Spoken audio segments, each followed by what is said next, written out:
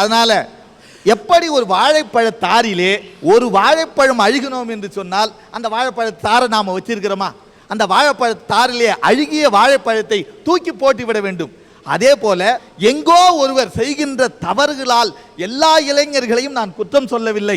4-5 மாதத்துக்கு முன்பு ஐயா நம் நாடானது சேட்டிலைட் என்ற கருவியை அனுப்பி தோல்வியுற்றது.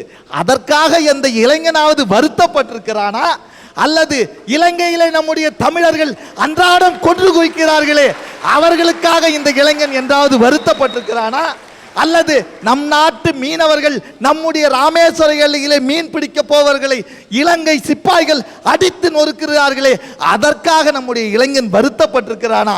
இந்த சாதாரண கிரிக்கெட் விவகாரத்திற்காக இவன் பண்ணாத அட்டூழியம் எல்லாம் பண்ணுகிறானே என்று சொன்னால் அந்த மாதிரி இளைஞர்களைத்தான் நாடு கடத்த வேண்டும் என்று நான் சொல்லுகிறேன் ஐயா. ஒவ்வொருத்தரும் ஒவ்வொரு கோணத்தில் வாதாடினாங்க.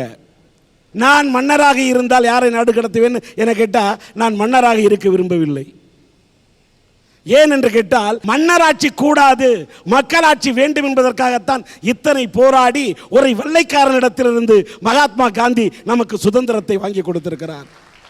இவங்க சொல்ற மாதிரி நாடு கடத்தணுன்றாங்க. இவங்க எல்லாரையுமே நாடு கடத்தலாம். ஒவ்வொரு துறையிலும் ஒவ்வொரு தப்பு பண்றவங்க இருக்காங்க ஐயா. அவங்களெல்லாம் நாடு கடத்தி கொண்டு போனீங்கன்னு வச்சுங்க, இந்த நாட்டில் 90% அவங்களெல்லாம் ஒரு இடத்துல போனால் அது நாடாயிடும். நல்லவெல்லாம் இங்கே இருக்கானா இது நாடாக இருக்காது. அதனால் நான் என்ன சொல்கிறேன், ஆண்டவனோட படைப்பில் துளசி செடியும் ஆண்டவன் தான் உருவாக்குகிறார், வில்வ செடியும் ஆண்டவன் தான் உருவாக்குகிறார், ஏன் வேப்பன் செடியும் ஆண்டவன் தான் உருவாக்குகிறார். இவையெல்லாம் மருந்துக்கு பயன்படுகிறது. ஆனால் கஞ்சா செடியும் இறைவனுடைய படைப்பில் தான் இருக்கிறது. ஏன் சில விஷச்செடிகளும் இருக்கின்றது. இந்த துளசி செடியை நாம் முகர்ந்து பார்ப்பதைப் போல, கசக்கி முகர்ந்து உணர்வதைப் போல, வேப்பலையை முகர்ந்து பார்த்து உணர்வதைப் போல, வில்வ செடியை முகர்ந்து பார்த்து உணர்வதைப் போல நாம் நல்ல மனிதன் யார், நல்ல குணம் கொண்ட மனிதன் யார் என்பதை இனம் பிரித்து நாம் வாழ வேண்டும். இங்க சொன்னாரு கிரிக்கெட்ல இந்தியா தோத்து போயிடுச்சுன்னு இளைஞன்லாம் துடிக்கிறானா, இந்தியாவுக்காக குரல் கொடுக்கிறானா? ஐயா வேதனையோட சொல்றையா, உலக கோப்பையில் கலந்துக்கிறதுக்கு அத்தனை நாடு கிட்டத்தட்ட 17 நாடு போச்சு. அந்த உலக கோப்பையில் வருமானம் எத்தனை கோடி தெரியுமா? ஒரு 1000 கோடின்னு வச்சுங்க. அந்த 1000 கோடி வருமானத்தில் இந்தியாவிலிருந்து எதிர்பார்க்கப்பட்ட வருமானம் 70%. ஏன்யா இங்கிலாந்தை விட நம்ம பணக்கார நாடா? ஆஸ்திரேலியா விட பணக்கார நாடா? கிரிக்கெட்டை பாருங்க, விளையாட்டா பாருங்க. இளைஞனே, உன்னிடத்தில் வேகம் இருந்தால் போராது, விவேகம் வேணும். பகத்சிங்கோட வாழ்க்கை வரலாறு தெரியுமா இளைஞனுக்கு? தெரியாதியா? காந்தியை பத்தி தெரியாதியா? கொடிகாத்த குமரனை பற்றி தெரியவில்லை. கப்பலோட்டிய தமிழன் எப்படி இந்த நாட்டுக்கு சுதந்திரம் வாங்கி கொடுத்தான் தெரியவில்லை. மகாகவி பாரதி இந்த நாட்டுக்கு எப்படி சுதந்திரம் பெற்று தந்தான் தெரியவில்லை. சுதந்திரத்தை எப்படி பெற்றோம் என்ற வரலாறு இளைஞனுக்கு தெரியவில்லை. ஆனா நமிதாவோட பிறந்த தேதி தெரியுது, பிறந்த நாள் தெரியுது, இடையின் அளவு தெரியுது, நடையின் அழகு தெரிகிறது. கர்ம வீரர் காமராஜர் இந்த மண்ணை விட்டு மறையும் போது அவர் இறந்து விட்டார். மறுநாள் காலையில் அவருடைய பாக்கெட்டை பார்த்தப்ப 300 ரூபாய் தான் சார் இருந்தது. கக்கன் இந்த நாட்டில் மந்திரியா இருந்தாரு, மண்ணை விட்டு மறைஞ்சிட்டாரு. போய் சேர்ந்தப்ப குடும்பத்துக்கு எதையுமே சேர்த்து வைக்கல. ஒரு நாள் பெருந்தலைவர் காமராஜர் முதல்வராக இருக்கிறார். கார்ல ஒரு நிகழ்ச்சிக்காக புறப்பட்டு போறாரு. வழியில போய் வண்டியை நிறுத்திட்டு ஒரு சட்டமன்ற உறுப்பினருக்காக அவர் காத்து கொண்டிருக்கிறார். அந்த சட்டமன்ற உறுப்பினர் வர்றதுக்கு லேட் ஆகுது. என்ன காரணம் கேட்டால், ஏன் இவ்வளோ லேட் ஆகுது? 10 நிமிஷமாக வெயிட் பண்ணுறேன்னு. இல்லை, அவருக்கு கொஞ்சம் லேட் ஆகும். காரணம், அவரோட வேட்டியை, அவர்கிட்ட இருந்தது ஒரே ஒரு வேட்டி, அந்த வேட்டியை நினச்சி காய வச்சிருக்கிறாரு. அந்த வேட்டி காஞ்ச பிறகு அதை எடுத்து கட்டிக்கிட்டு தான் வரணும், அதுக்காகத்தான் அவர் லேட்டுனாரு. அப்படி ஒரே ஒரு வேட்டியை ஈர துணியை நினைத்து அதை காய வைத்து கட்டி கொண்டிருந்த ஒரு சட்டமன்ற உறுப்பினர் தாயா ஜீவானந்தம். அந்த ஜீவானந்தத்துக்காக காத்துக்கிட்டு இருந்த முதலமைச்சர் தாயா காமராஜர், பெருந்தலைவர் காமராஜர். அந்த ஜீவானந்தத்தை போல வாழணும்னு அவரை உதாரண புருஷனா நான் ஏத்துக்கிட்டேன். அவன் கொள்ளையடிச்சான், இவன் கொள்ளையடிச்சான், கோடி கோடியா சேர்த்தான், அவர்களை பார்த்து அத மாதிரி வாழணும்னு ஏன் நினைக்கிற? பேரறிஞர் அண்ணா முதலமைச்சர் வீட்டிலே அளவெடுப்பதற்காக, திரைச்சீலை தைப்பதற்காக பொதுப்பணித்துறையை சேர்ந்த அதிகாரிகள் போய் அளவெடுக்கிறாங்க. அண்ணா பார்த்திருக்கிறாரு, என்னன்னு கேட்டிருக்காரு, வீட்டை அழகுபடுத்த, சிங்காரப்படுத்த, திரைச்சீலைக்கு அளவெடுக்கிறோம் என்று சொன்னவுடன் வேண்டாம் என்று தடுத்து நிறுத்திய பேரறிஞர் அண்ணா வாழ்ந்த நாடு. ஏன் அவரை உதாரண புருஷன் எடுத்துக்க கூடாது? இளைஞர்களே, இந்த மண்ணை எண்ணி பாருங்கள். ரமண மகரிஷி பிறந்த இந்த மண்ணிலே உன்னால் நல்ல மனிதனா வாழ முடியாதா? முடியும். கெட்டதை பார்த்து மட்டும் நாம வாழக்கூடாது, நல்லதை பார்த்து வாழ கற்றுக்கொள்ள வேண்டும். எத்தனையோ இளைஞன் கெட்டு போனா தன் குடும்பத்தை காப்பாற்ற ஒரு சின்ன பொண்ணு சீமா பிறப்புள்ளியா? இந்த சீமா நாளைக்கு சீமாட்டியானா கூட இந்த நாட்டை கட்டி காப்பாற்றும் ஒரு தேசத்தாயாக இருப்பாள் என்ற நம்பிக்கை எனக்கு இருக்கு. அதனால கெட்டதை பார்த்து கத்துக்காதீங்க, நல்லதை கற்றுக்கொள்ளுங்கள். ஒரு இளைஞனை பார்த்து கேட்டேன், தேசிய கீதம் பாட முடியலன்ட்டான். ஜனகணமன அதிநாயக என்று தொடங்கும் தேசிய கீதத்தை அவனால் பாட முடியவில்லை. அவன் ஒரு இளைஞன், அவன் ஒரு இந்தியன்.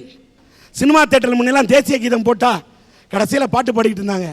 எல்லாம் சிகரெட்டு பிடிச்சிட்டு தேசிய கீதத்துக்கு மரியாதையே கொடுக்காம ஏஞ்சி போனான்னு இப்போ திரையரங்கத்தில் கூட தேசிய கீதம் பாடுறதை நிறுத்திட்டாங்க. ஆனால் இந்த அரட்டை அரங்கத்தில் நான் வைக்கிற ஒரே ஒரு கோரிக்கை, இந்த நாட்டில் நாட்டுப்பற்று வளர வேண்டும். தேசிய கீதம் அங்கங்கு ஒலிக்க வேண்டும். அந்த தேசிய கீதம் வேறெங்கோ ஒலிக்க வேண்டும் என்பதை விட அதை இந்த அரட்டை அரங்கத்திலேயே தொடங்கி வைப்போம். அந்த இளைஞனுக்கு பாட தெரியாமல் இருக்கலாம். இங்கே இருக்கக்கூடிய நல்ல இதயம் படைத்த இந்தியர்களுக்கு இங்க இருக்க இந்த சீமாவை பாடச் சொல்கிறேன். இங்க இருக்கக்கூடிய நல்லாசிரியர்களை பாடச் சொல்கிறேன். நல்ல நெஞ்சங்களே, நீங்கள் எழுந்து நின்று இந்த தேசத்துக்கு வணக்கம் செலுத்த வேண்டும். நீங்கள் இந்த தேசத்துக்கு மரியாதை கொடுக்க வேண்டும் என்று பாடச் சொல்கிறேன்.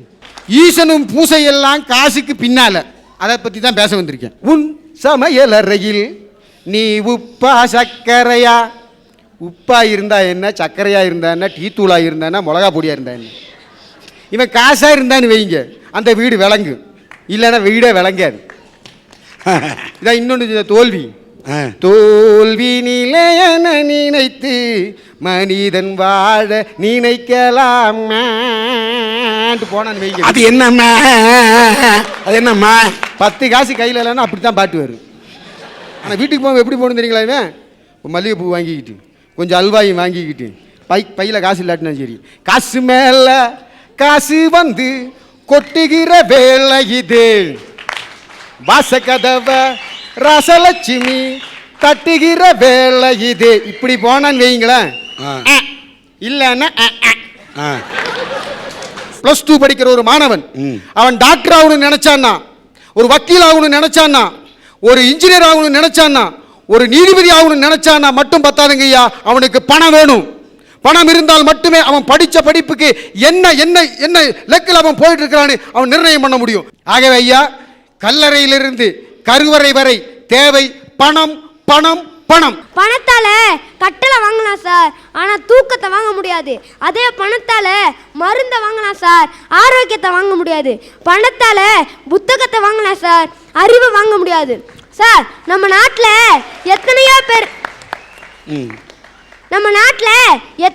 பேர் பணத்தை மூட்டை மூட்டையா கட்டி வச்சுட்டு நிம்மதியா தேடிட்டு இருக்காங்க சார். சார், கடவுள்னா என்ன? நிம்மதியை தரணும், சந்தோஷம் தரணும், அவர் தான் சார் கடவுள். ஆனா இந்த பணம் நிறைய பேர்த்துக்குள்ள பிரச்சனையை உருவாக்கிட்டு இருக்கு சார். யாருக்குள்ளன்னு கேக்குறீங்களா? கணவன் மனைவிக்குள்ள பிரச்சனையை உருவாக்குது, காதலன் காதலிக்குள்ள பிரச்சனையை உருவாக்குது, அப்பா பிள்ளைக்குள்ள பிரச்சனையை உருவாக்குது, நண்பர்களுக்குள்ள பிரச்சனையை உருவாக்குது சார். சார், இப்படி பிரச்சனைகளை உருவாக்குற பணம் எப்படி சார் கடவுள் ஆகும்? இந்த உலகத்துல பிறக்கிற குழந்தைங்க எல்லாமே தெய்வங்க தானே. ஆனா பிறக்கிற குழந்தைங்க எல்லாமே ஈக்குவல் தான், தெய்வங்க தான். அதுல எந்த வித்தியாசமும் இல்லை. அந்த குழந்தைங்கள ஏழை குழந்தைங்க, பணக்கார குழந்தைங்க அப்படின்னு வேறுபடுத்தி காட்டுறது எது சார்? பணம் தானே. நான் ஒரு பாட்டு பாடுறேன், அதை கேளுங்க.